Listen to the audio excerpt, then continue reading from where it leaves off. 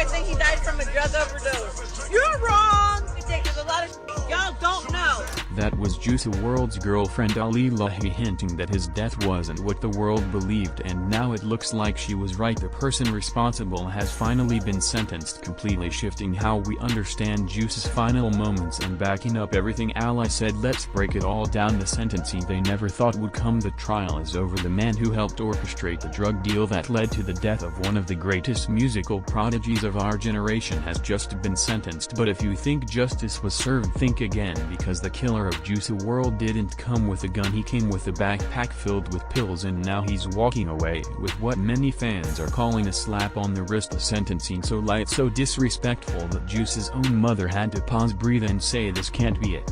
Juice WRLD was a ticking time bomb, but the people holding the matches were paid to keep him lit. This wasn't just one overdose, it was a system of abuse, glamorization and enabling, and now the system's trying to wash its hands clean, but we're not letting them. Let's rewind. By now most fans know how it ended: a private jet, a raid, a panic, a seizure, a lifeless body at Chicago Midway. But that story has since cracked wide open, because what Ali Lahi, Juice WRLD's longtime girlfriend, revealed in a now viral clip completely shatters the official narrative. Y'all mad because literally I'm like, oh, blah, blah, blah, you guys think he died from a drug overdose? You're wrong! You're wrong! Literally, you're wrong! So suck it, okay? Suck it. In that emotional breakdown, she's not just ranting, she's screaming at the internet, because in her words, there's a lot of y'all don't know that I fucking grieve through myself while I let y'all grieve and talk mad on me. I don't care. I'm gonna go ahead and be what y'all want me to be, which is me, okay? All 10K of y'all. And they like that Barbie. Yup. She's saying the version of events we've all been fed, the simple tidy overdose story, is a lie. Why would she say that? Because what really happened on that plane is far more horrifying than what the media has packaged for public consumption. Here's the real timeline. December 8, 2019, Juice WRLD, real name Jared Higgins, board the private jet from Los Angeles to Chicago. He's just turned 21, a new decade of life, a fresh start. But the plane it's carrying something else. Federal authorities say the pilot had reported the presence of weapons and drugs on board, according to this report, and when they landed, that's when everything went sideways. In a desperate move to hide what was on him, Juice WRLD allegedly swallowed multiple Percocet pills at once, a move many believe he made not to get high but to stay out of jail. Can we get a bag for you? Oh, I think I got one.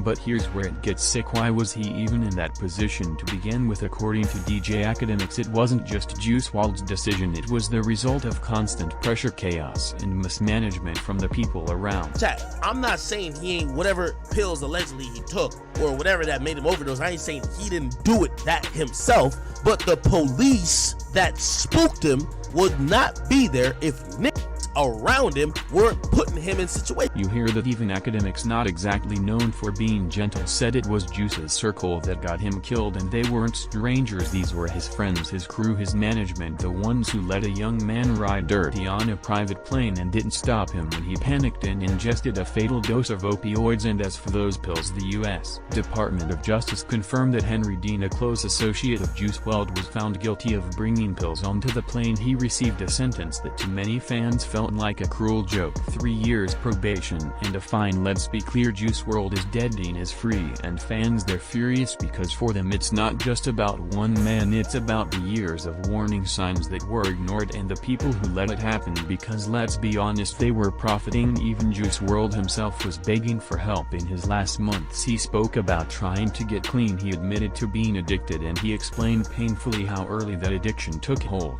You always had issues with drugs even before you started to get famous and rich? Yeah, for sure. I mean, it was something that I was into early, low-key, due to music. Cause like, I was a music head, so like in 6th grade, 7th grade, I'm hearing songs about sipping lean. And that shit had me wanting to sip lean at like 11, 12 years old, bro. Yeah. So 11 years old, and he says music, specifically Future's lyrics, made that lifestyle seem fun. We'll get to that part later, but it wasn't just talk. His mother confirmed it. He was trying to get help. He told me he was ready to get help. She described how just months before his death, Juice seemed like himself again. He was off lean. He was talking about therapy, and then it was over. The kicker: while Juice's body was still warm, the music label was already planning how to profit off his name. DJ Academics indirectly blew the lid off that whole scheme. I wouldn't say necessarily if you're lying to fans about putting out Juice WRLD's music and you're having them basically forcing them to go support the kid Leroy, that's the best thing to do. But truth be told, and I'm really trying to, I don't want to be disrespectful with this phrase, but one monkey don't stop a show. Like, Juice passed away. They running business over there. They're not about to be like, all right, let's keep trying to put Juice's stuff out. They're trying to get the next horse to, again, it's business. You hear that instead of giving fans closure, Intercope allegedly used Juice's death to push another artist. That's not music, that's corporate necromancy. And what do the fans get? Unreleased Juice WRLD tracks chopped up in Frankenstein with verses from artists he never approved, a promise of a deluxe album that was never delivered unless you stream another artist first, and then they have the nerve to act like this is a tribute. No, it's a business, and Juice WRLD was their cash cow even in death. Now ask yourself how many people knew this was going to happen. How many people watched Juice WRLD spiral and said nothing? No one helped. No one. There was one person out of all the people that were there that were able to help, not talking about the group that we were with, because they were handcuffed, so there's not much they could do. But everyone else that was there, there was only one person who helped me. It was a woman. I'm so grateful for her. No one helped except for one woman, a stranger. Everyone else they watched, because when Juice WRLD hit the ground, he didn't just fall alone, he fell through the cracks of an industry that eats young talent, and unless we talk about it, really talk about it, it's going to keep happening. The system that failed him, legal intervention and industry enablement. The failure went deeper than just one tragic night at an airport. The system that was supposed to protect Juice WRLD had been crumbling for months, and the warning signs were everywhere. Yet instead of intervention, what we got was enablement. Instead of help, we got exploitation. Let's talk about what was really happening behind the scenes in the months leading up to December 8, 2019, because this story isn't just about one overdose, it's about a systematic failure that cost a young man his life. Juice WRLD's struggle with substance abuse was a significant concern for his team, with reports indicating that his drug use began in high school and escalated with his fame involving substances like Xanax, Perca and lean. But here's what most people don't know: there were actual intervention efforts happening just weeks before his death. During a tour in Australia, collaborators like Max Lord and others confronted Juice WRLD about his drug use, expressing fears of losing him. This emotional intervention led to Juice WRLD agreeing to enter rehab, scheduled for December 22, 2019. December 22, 2019 marked that date. He was supposed to get help. He was supposed to be in rehab. Instead, he was dead 14 days earlier. Lil B, as label head, was particularly alarmed when he learned Juice WRLD was taking 4 Perca-8 pills at a time. He organized an intervention, describing it as pulling teeth, to get Juice WRLD's agreement to rehab. Baby had already signed him up for a program, but Juice WRLD insisted on lowering his dosage rather than stopping entirely. Think about that for a second. The people who were supposed to be protecting him knew he was taking 4 Perca-8 pills at once. They knew he needed help. They even got him to agree to rehab, but somehow he still ended up on that plane with enough drugs to kill him. So I just felt like his best interest wasn't being looked out for. I think people had their own agendas. I think they liked the lifestyle.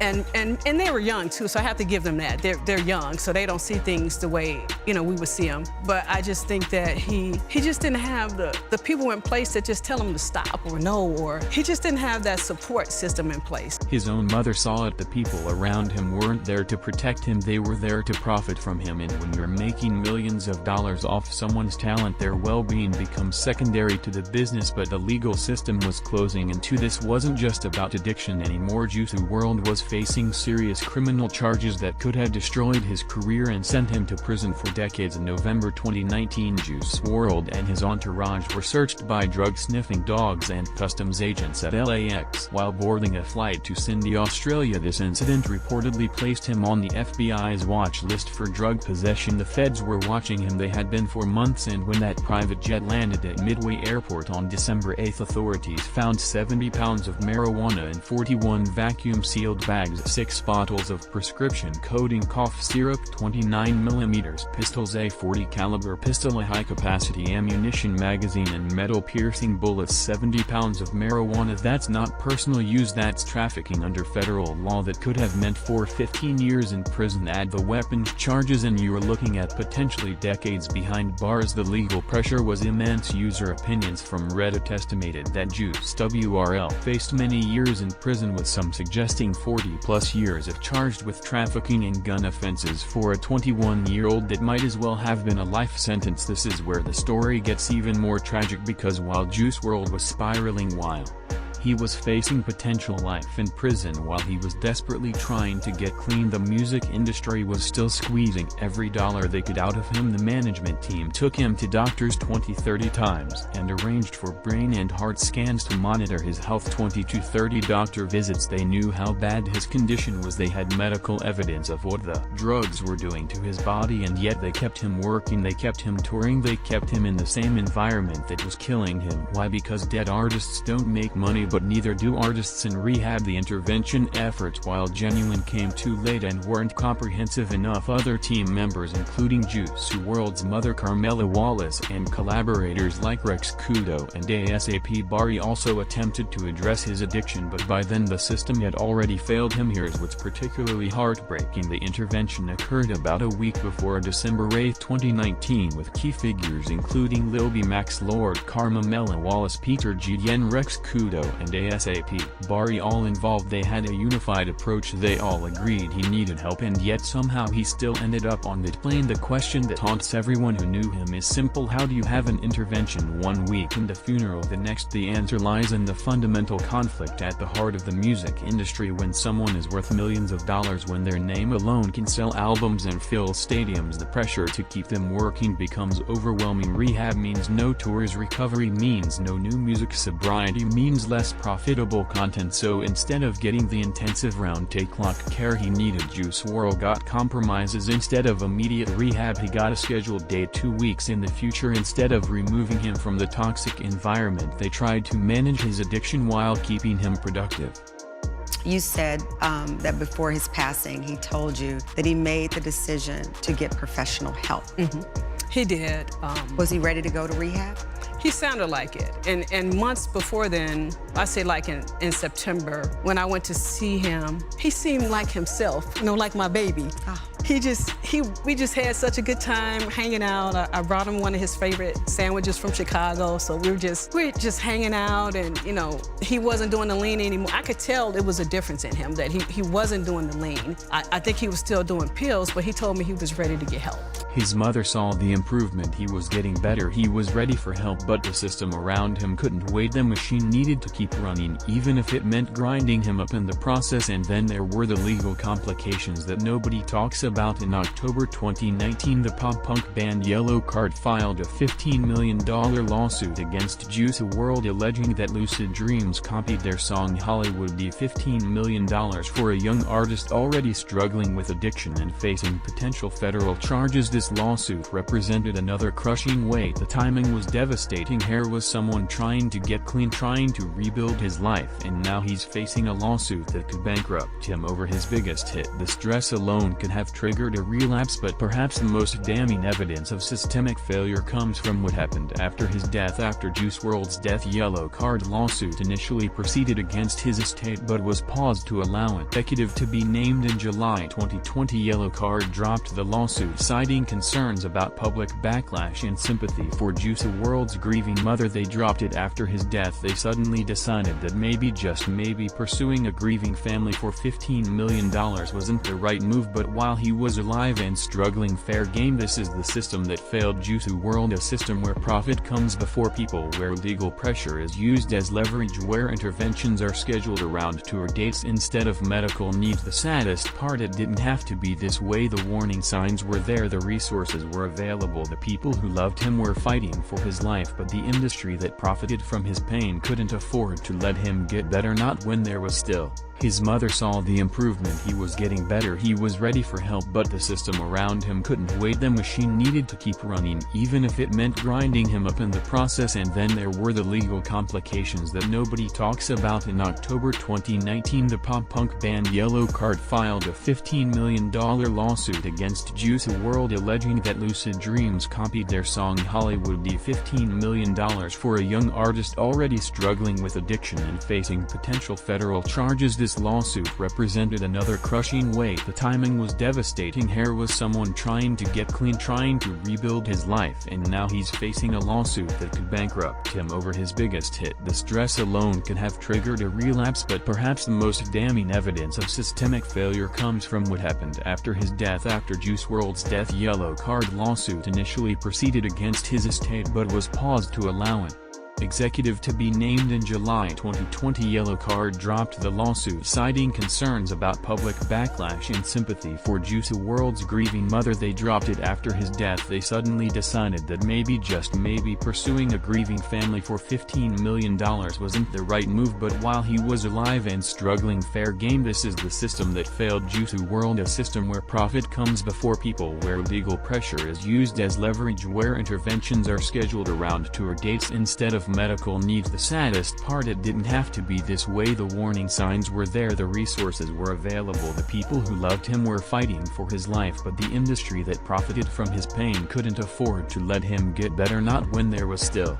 incomplete. And here's where it gets interesting. The conspiracy theories weren't just coming from random internet users, they were being fueled by people who were actually there. In 2021, fellow artist Clever released an album titled Crazy, where the track list first letter spelled Juice WRLD is alive, which some interpreted as a hint that he was still living. Was this just a tribute, a marketing stunt, or something more? Reddit discussions show mixed reactions, with some users viewing these theories as tributes while others considered them disrespectful. But the fact that an artist who was actually close to Juice WRLD would create content that deliberately fed conspiracy theories raises questions about what really happened in those final months. Then there's the most disturbing theory of all, that his record label was involved in his death. Some fans speculate that Greta Productions orchestrated his death to retain control over his 3,000+ unreleased songs. This theory gained credibility when Ali Lahi made increasingly erratic statements about the official cause of death, and Ali Lahi's statements have been the fuel feeding the conspiracy fire for years. We saw her explosive denial in part 1, but it gets worse. In a June 2022 video, she hinted at undisclosed events the day before his death, saying if people knew what happened the day before Jared passed and the day that Jared passed and everything like that, which I cannot speak upon at this moment, but I will. I just have to make sure that I am safe. I just have to make sure that I am safe.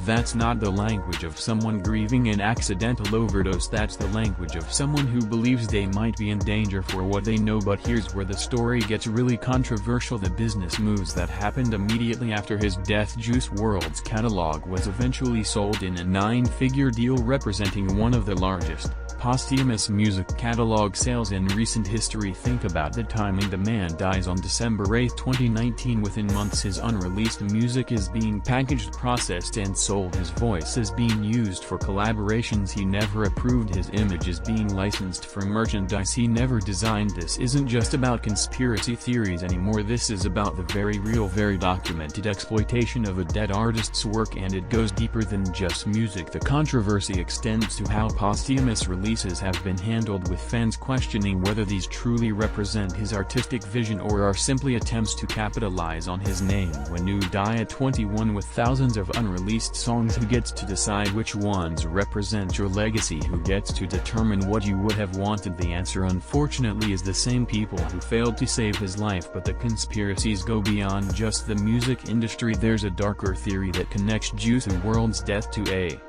broader pattern of young artists dying under suspicious circumstances. Some draw parallels to other artists like Lil Peep and Mac Miller, who also died from overdoses, highlighting systemic issues in the industry. The pattern is disturbing: young, talented, vulnerable artists who make enormous amounts of money for their labels, who struggle with addiction, who die young, and who become even more profitable in death than they were in life. Is it a conspiracy, or is it just the natural result of an industry that prioritizes profit over people? The controversy deepened when fans started connecting dots that maybe shouldn't be connected. Some pointed to a TikTok trend before his death that involved users faking seizures to an edited version of lucid dreams, seeing this as prophetic or part of a larger conspiracy. Now any rational person knows that a TikTok meme didn't cause Juice WRLD's seizure. His seizure was caused by drug toxicity, not external influence. But the fact that fans were looking for these connections shows how desperate they were for answers that made sense, because the official story that a 21-year-old with access to unlimited resources, with people who loved him, with interventions planned and rehab scheduled, somehow still ended up dead on an airport floor. That story doesn't make sense to people who loved him. In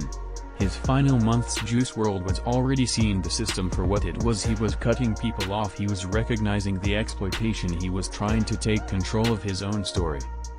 I don't got all my friends no more. Like, I could probably count my friends on one hand. You know what I'm saying? Like, a lot of people switched up. A lot of people feel entitled. I don't owe nobody shit, man. Like, they not the ones writing my raps. You know what I'm saying? I'm the creative genius behind everything that I got going on. So, like, I don't owe nobody shit. But there's another controversy that cuts even deeper than the conspiracy theories. What would have happened if Juice WRLD had survived that night? Because the debate around this question reveals something disturbing about how we value human life versus legal consequences. Users on social media platforms estimated that Juice WRLD faced many years in prison, with some suggesting 40+ years if charged with trafficking and gun offenses. The controversy: many fans openly debated whether his death actually saved him from something worse. Reddit discussions included comments like 70 pounds of weed and drugs while flying internationally would lead to serious jail time, suggesting suicide was a smart decision to avoid it, and 70 pounds of weed and guns at airport would lead to long jail time, so he popped 7 perks to kill himself before arrest. Think about how twisted that is. We're debating whether a 21-year-old was better off dead than facing the legal system. We're analyzing whether overdosing was a smart decision compared to potential imprisonment. Some users even argued he could have avoided charges with good legal representation, while others insisted the evidence against him was too overwhelming. The controversy reveals a fundamental question in a system where young black men routinely face decades in prison for drug offenses. Was Juice WRLD's death actually a tragedy or a mercy? We'll leave you to answer that. Thanks for watching. If you had a good time, keep the adventure alive by clicking on one of the suggested videos on your screen right now for more amazing content.